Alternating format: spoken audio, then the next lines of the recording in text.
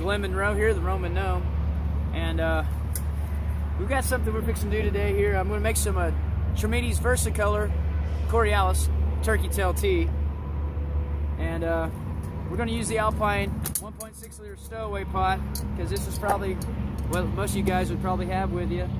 And the reason why we're making this tea is because it's going to have saccharides, which is sugars, minerals, a couple other enzymes, and some supposedly there's some enzymes and other protein goodies going on in the the structure of this fungus that we collected. As you can see, I got some I got some Pycnoporus in here, but I don't recommend using that because it I tried it. It didn't agree with me very well. So what we're going to do is I'm going to take all my Coriolis and my Tremetes versicolor that I collected off the same tree. We're not going to use the Pycnoporus because it was porous. I did not enjoy that one bit. So, but I'll figure out something to do with it. I don't recommend using it for what we're about to do.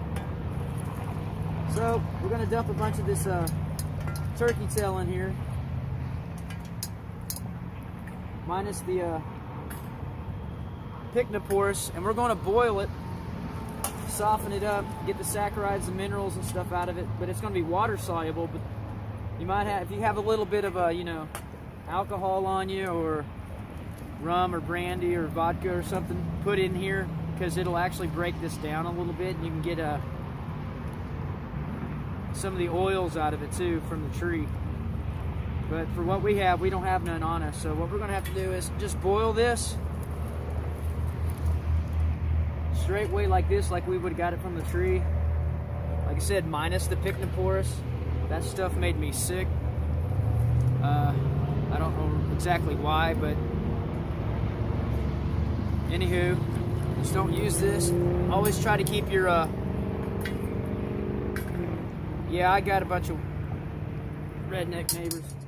Anyhow, so we're going to put the Pycnoporus in here. Nope, not the Pycnoporus. Excuse me, the Tremetes versicolor, the turkey tail. We'll just keep it at that. I'll just start calling it turkey tail. But and there's some of the smooth ones in here, but that's okay. We'll boil that too. It can't probably possibly do any harm to us because it's in the same family. It's just smooth and hairless. Okay, so after we get a lot of this out of my gleaning bag, I should have had that already prepared, but I got another jar full over there. We're going to fill this canister up and boil the heck out of it. And see if we can get this to break down.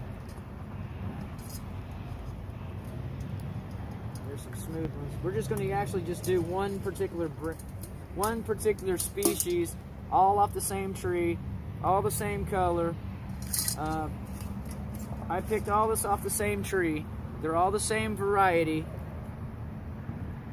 so they're not different. This is all going to be one selection or one mixture. So I'm not going to be mixing this up with any other funguses. That's the whole point. I want to try each and every one of them exactly, how I got it off the tree, what it looked like, all in the same species, all at the same time.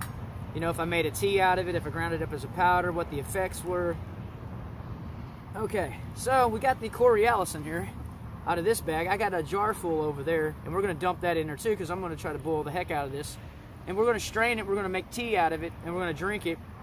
And one of the things is if you're going to be on the move and you need energy, minerals, protein, things like that, this would actually be something you could take with you as a hydration.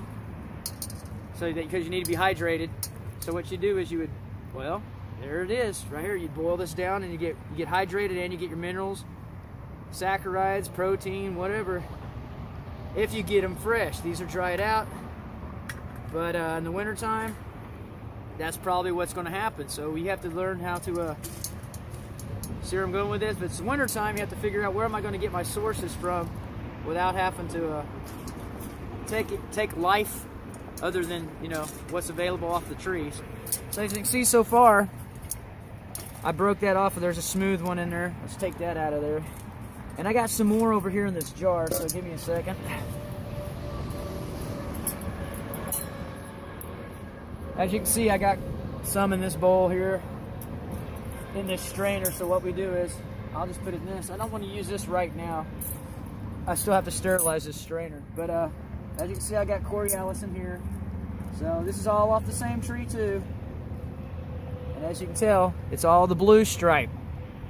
So we're going to boil this down. Here's the usual what it looks like when I see it on stumps, and the blue ones were how I see it on trunks, stumps and trunks. So, and I usually see the brown on the stumps and the blue on the trunks. All right, so there's a little dirt in here more than likely, and some pollen. This is a steamer or strainer, by the way, in case nobody knows what this is. This is one of the good ones, not the cheaper ones.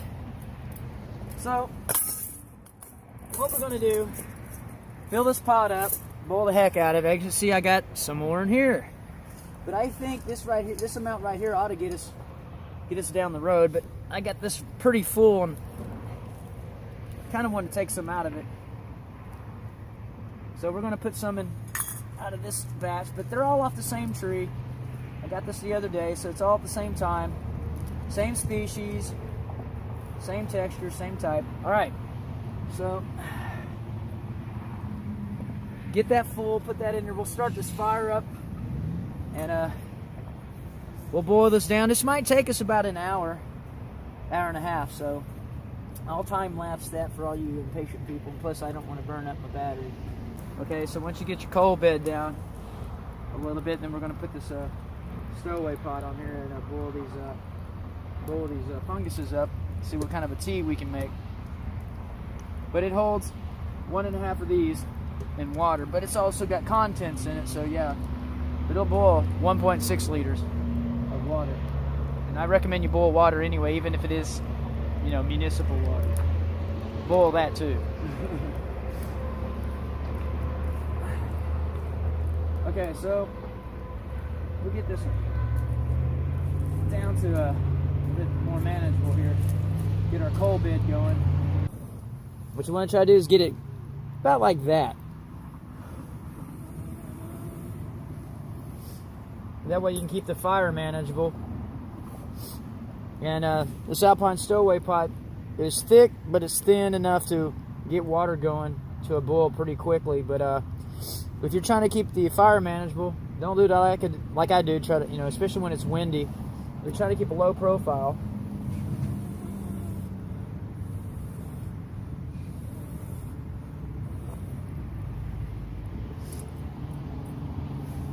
So, yeah, I don't want to draw attention to myself, but we do want to get this to go to a boil.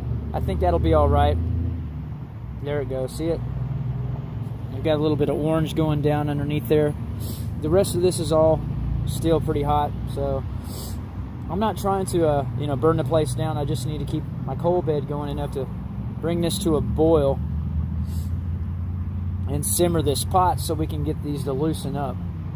I think if I would have soaked these maybe for a day in advance, and just keep it on the fire for, all day, and then come back the next morning, and I think we'll be okay with that. So I think that's what we'll probably do, is just soak this, at a simmer for, in a couple hours and see what we can get out of it. But there's a lot of research on Tremetes versicolor, Coriolis, turkey tail fungus, and this seems very promising for helping people with diseases and cancer, remediation and rehabilitation from diseases such as cancer and several other varieties of illnesses.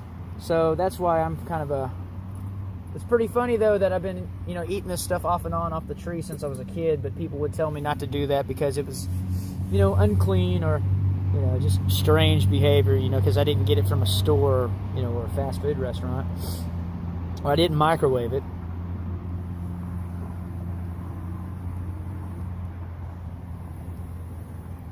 But if you have trouble getting the coal bed started just right, yeah, you're going to have to wrestle it. But once you figure out what's going on,